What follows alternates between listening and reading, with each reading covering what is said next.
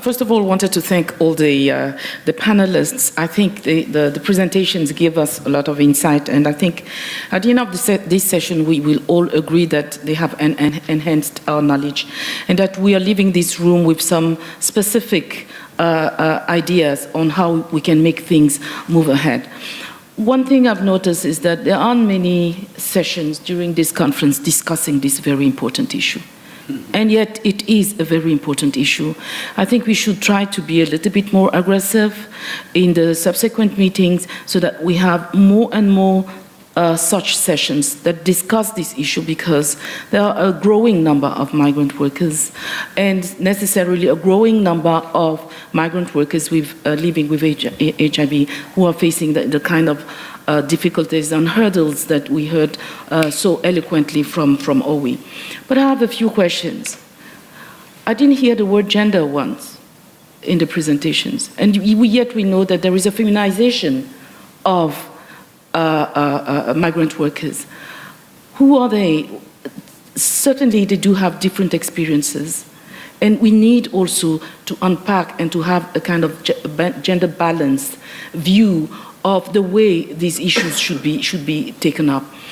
Another question is, we know very often that in the countries, the sending countries and the receiving countries, you do have individuals or organizations or bodies that actually give the priority to the economic aspect of the migration to the detriment of the rights of the migrant workers.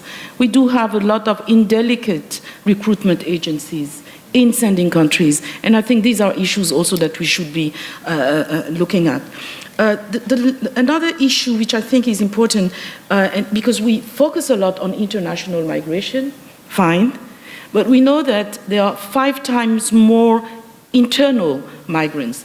Of course, restriction to entry is not really the issue, but restriction on stay and residence is an issue. You do have a lot of rural migrant workers living with HIV because they move to the city, their treatment is interrupted. So what do we do about these issues? So I think we should be dealing with all these issues. Yes, there is a lot of progress. Yes, we all agree on the rules, on the principles that should guide migration. No mandatory testing. It should be voluntary. It should be confidential. Migrant workers living with HIV should be able to access HIV services throughout every step of the migration process. But this is not happening, and this is where we should put our efforts.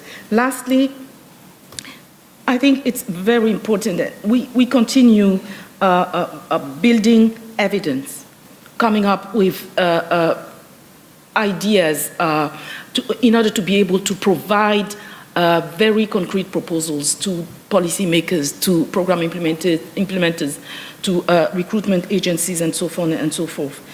But I think, and this is my last word, we need to really initiate a dialogue between an inter-regional dialogue between sending and receiving countries.